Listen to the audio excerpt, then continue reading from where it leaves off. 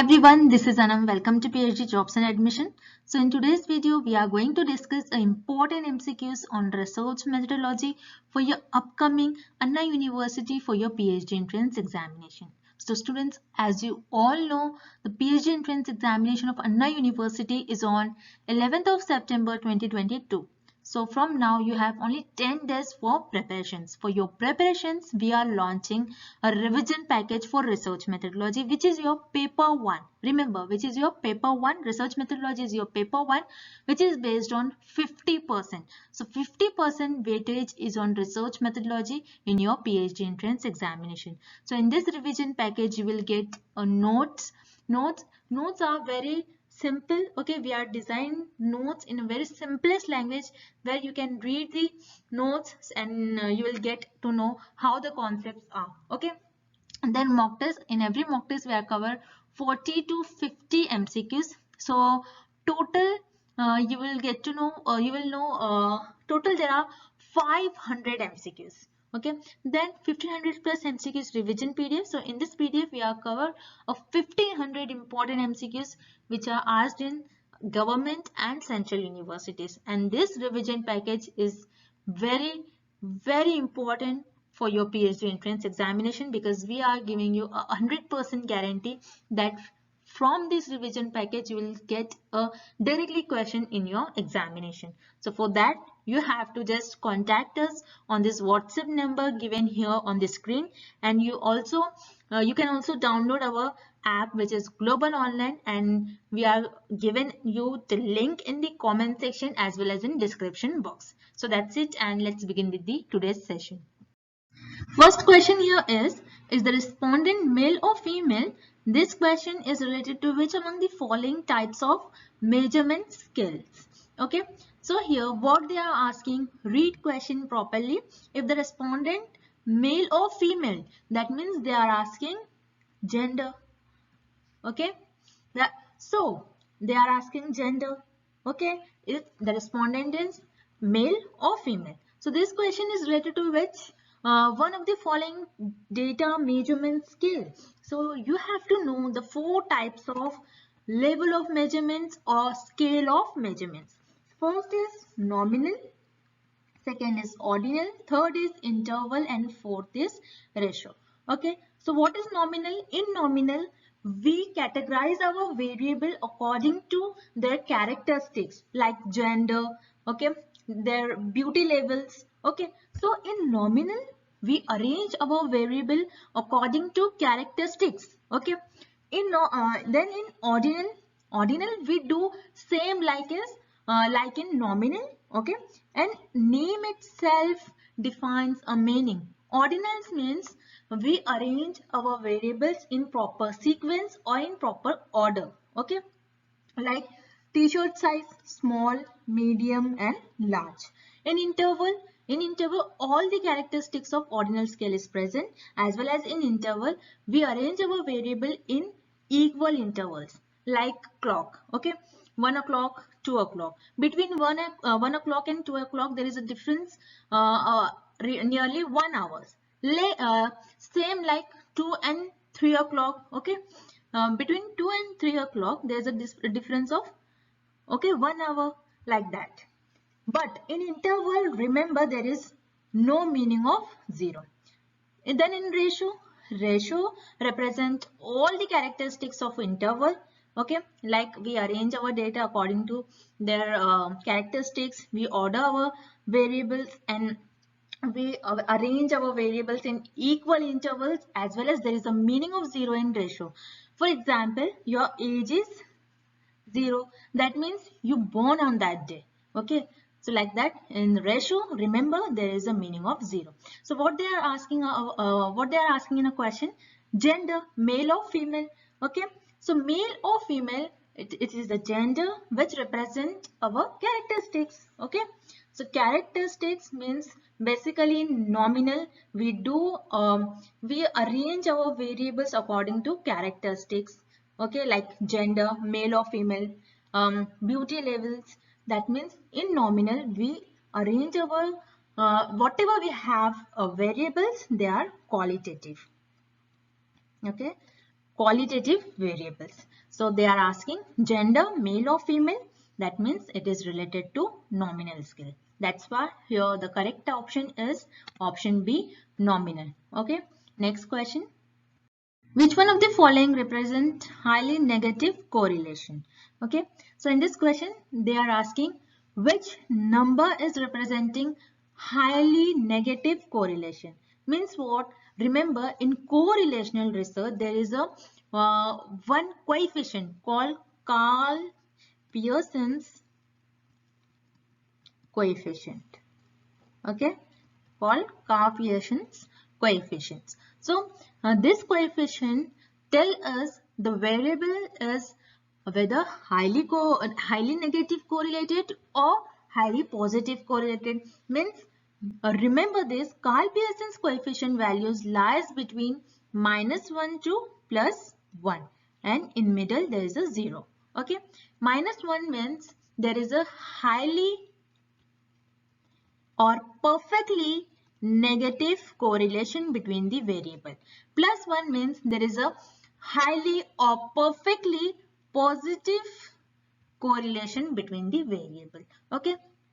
So in this measuring scale on this line, remember in 0, then after that what will come? -0.1, -0.2, -0.3, -0.4, -0.5, -0.6, 7, 8 and -0.9. Then after that -1 will come. So remember here -1 and 0.9, there is a nearby values. Okay, -0.9 is the nearest value to -1 among these options. Okay, that's why here the -0.9 represent a highly negative correlation between the values. Okay, so remember there will be a question in your paper, depends on correlational research, or question comes like Carl-Pearson's coefficient. Okay, so remember Carl-Pearson's coefficient values lies between -1 to +1. Okay, and they are asking which values is representing highly negative correlation. So -0.9 is the nearest value to -1. That's why the correct option for this question is option A, -0.9. Okay, next question. Match list 1 with list 2 and select the correct answer from the options given below. Okay, so what is given here? List 1 and list 2. So in list 1 there are some terms and their definition is given us in the list 2 and we have to match them. Okay, so first of all, see, bibliography and pilot project is known to us. They both terms are known to us. So first of all, we'll solve them. So what is bibliography? Bibliography is nothing but references. So bibliography means what? References where you can find previously what researcher did their works. Okay, so bibliography means previous publications where you can find previously whatever researchers did their work. You can easily find there, you can easily read there. So bibliography here is the previous publication. Next, pilot project. Pilot project means what? Where you can do a trials. Okay, what you have to do in pilot project? In pilot project, researchers try again and again whether this study is flexible or not, whether this research is flexible or not. They perform a study in a small scale and they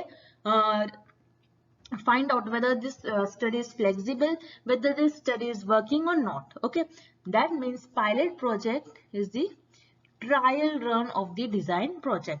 You again and again try.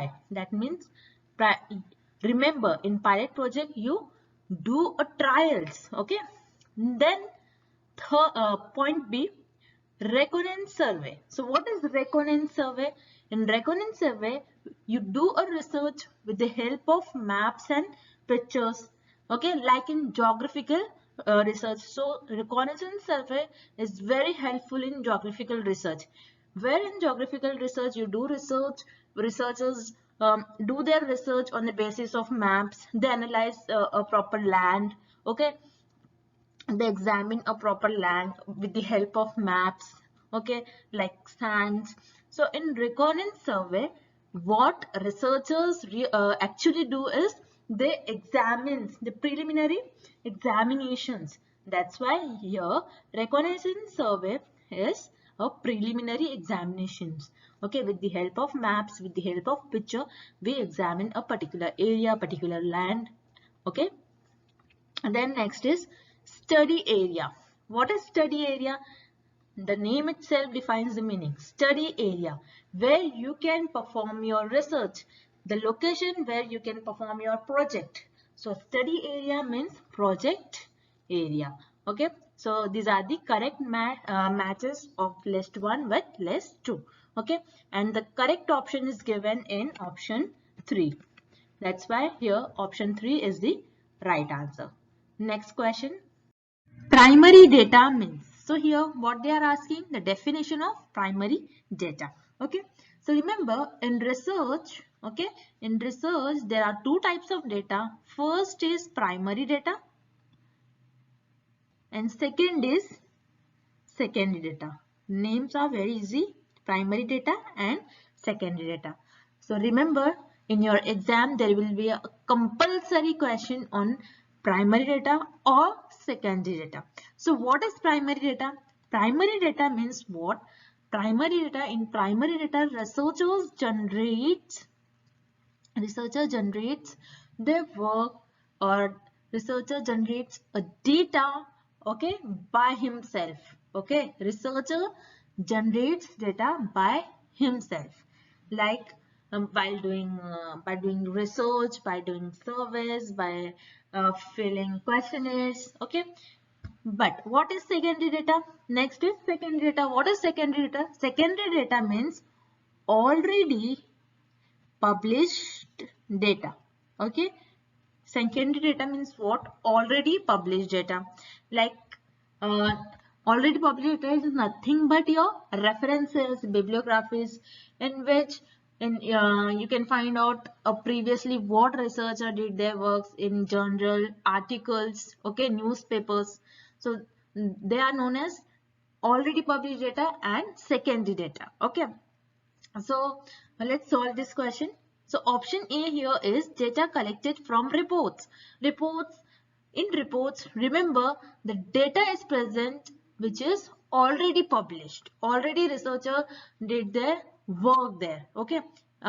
So whatever researcher did their work in reports, they mentioned there. That means this is secondary data example.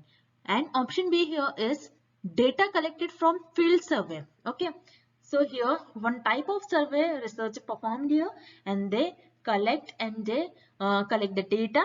That means here this is the correct meaning of primary data. Primary data means the data which is collected first time, okay, which is new, which is uh, generated from by researcher himself. Okay, so remember primary data means what?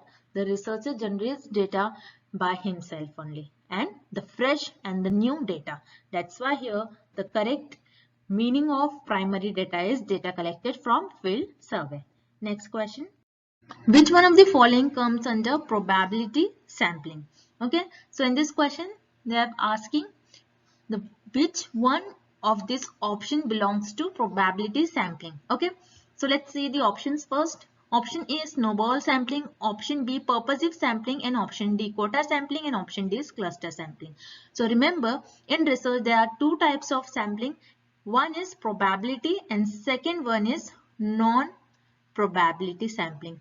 Okay, so remember in non-probability sampling, researchers select the samples from the population according to their convenience, okay, their feasibility. So remember in non-probability sampling, snowball, purposive and cluster samplings belongs to non-probability sampling, or they are the types of non-probability sampling. Okay, in question what they are asking, which comes under probability sampling or which is the type of probability sampling. So remember cluster sampling is a type of probability sampling, or cluster sampling comes under probability sampling. So what is cluster sampling? So remember first point here is very important. In cluster sampling, researchers select their samples from the population randomly. Okay, the randomly word here is very important because in cluster sampling researcher, okay, listen again. Cluster sampling. In cluster sampling, researchers select their samples from the population randomly because it is the type of probability sampling. And what we do in probability sampling? In probability sampling, researchers select their samples randomly from the population. Okay. So first of all, we'll see this diagram. This is the diagram of cluster sampling. So remember in cluster sampling, researchers have a large amount of population, okay, which is homogeneous. Researchers have a large amount of population which is homogeneous. Okay, then what researchers do is researcher divides their population into groups. Okay, like 1, 2, 3 here in this figure. The groups here is called clusters. Okay, large amount of population which is homogeneous, then researcher converts that population into a group known as cluster, and again from this population researcher randomly select a that group or cluster whole. Okay, so here what researcher did, here researcher selected this group and second one this group, and this is the sample group. Okay, so this is known as cluster sampling. Okay, remember, so cluster sampling is the probability sampling. Cluster sampling comes under probability sampling. Okay, remember in probability sampling, researchers select their samples from the population randomly, and the population is homogeneous always because it is probability sampling. And then after that, from the population, researcher randomly select the cluster as it is, and this is known as sample group. Okay, so this is called as cluster sampling. So here correct option is option B. Next question.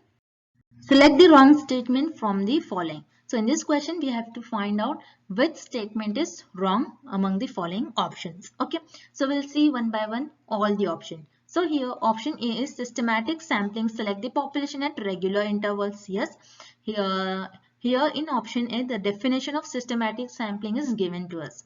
So what is systematic sampling? So we'll discuss about systematic sampling through an example. Suppose I have a population of 10 members like 1, 2, 3, 4, 5, 6, 7, 8, 9 and 10. Okay.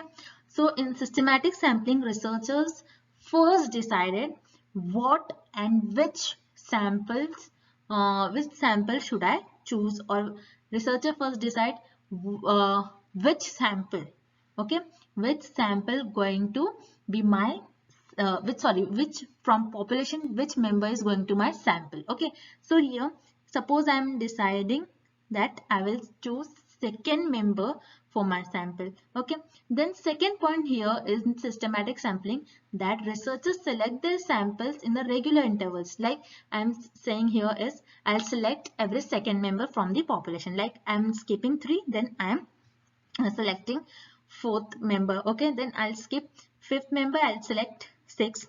Like that I'll select I'll skip 7, then I'll select 8. Again I'll skip 9 and I'll select the 10th member from the population. Then my samples become like 2nd, 4th, 6th, 8th and 10. So these are my samples which I selected in a regular interval. So this is known as systematic sampling, and this is the correct statement. Then option B here is the population divided into various subgroups, and each subgroups having a representation in a sample design called stratified sampling.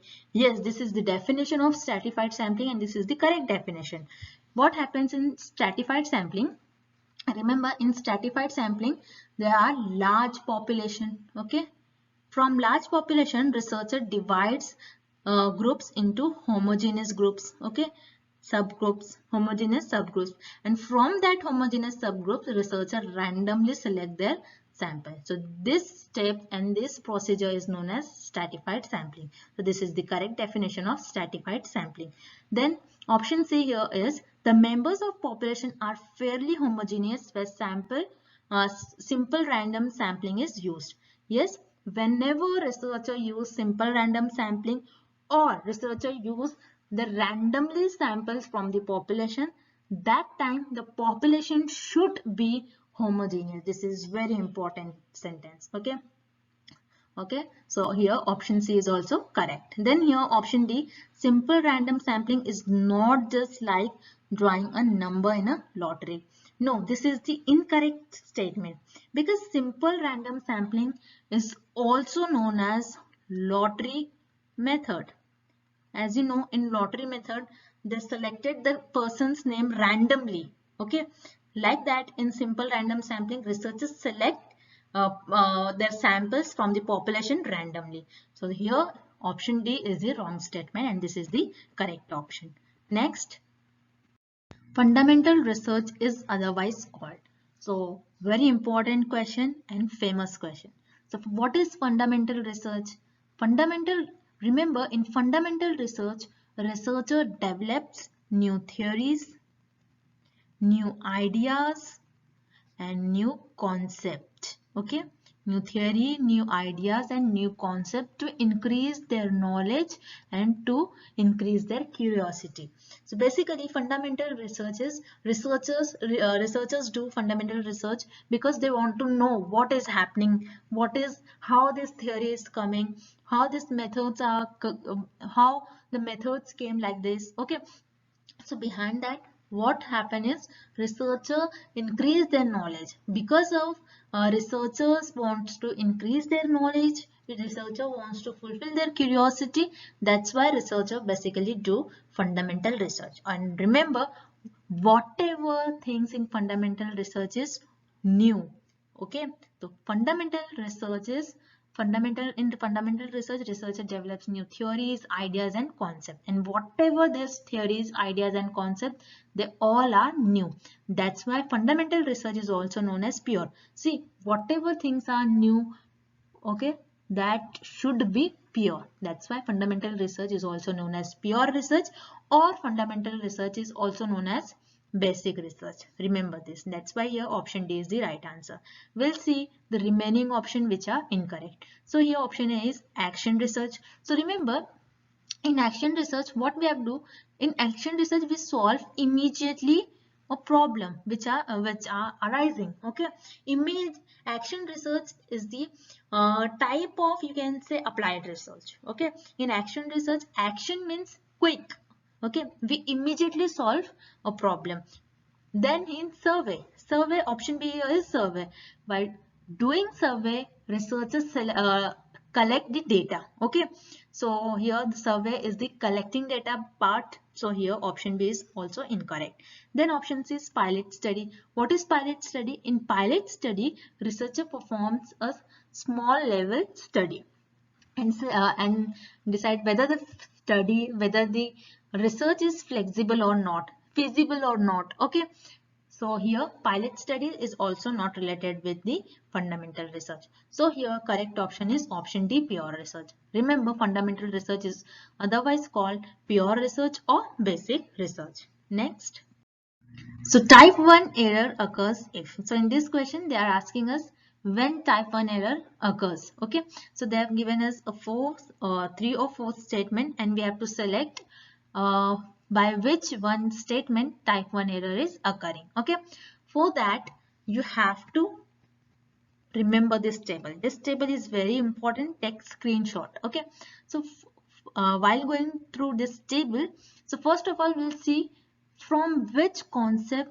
the type 1 error, type 2 error, these concepts are arising. These terms are arising. Okay, so remember, in research, what researcher do? Researcher test their hypothesis. Okay, first of all in research, researcher lay down hypothesis, which is tentative statement, temporary statement, and researcher test their hypothesis throughout their research. Okay, so while testing hypothesis, researchers do some mistakes, and their mistakes, and the mistakes is known as errors. Okay, and in research the errors are of two types, type 1 error and type 2 error. So through this table we'll learn what is type 1 error and what is type 2 error. Okay, so remember, here in table your null hypothesis is true. Okay, your null hypothesis is true, and even though you are rejecting, okay, your null hypothesis is true and you're rejecting your null hypothesis, that means you are taking here a wrong decision. So this is known as type 1 error, or you are here mistaking. Okay. So here when your null hypothesis, H0 means null hypothesis. When your null hypothesis is true and then you are rejecting it, means here you are taking wrong decision, means you are doing here error. That's why it is known as type 1 error.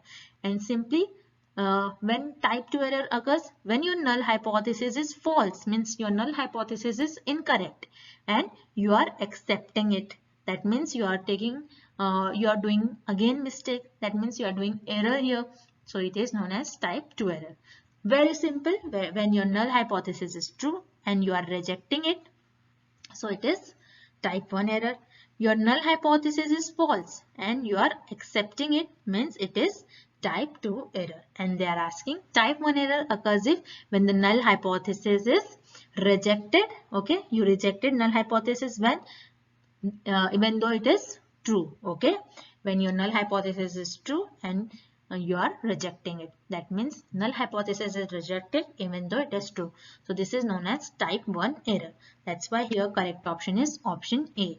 Next, hypothesis relates. Okay, so remember what is meaning of hypothesis. So hypothesis is nothing but tentative statement or temporary statement. Like for a small time or for a short time you consider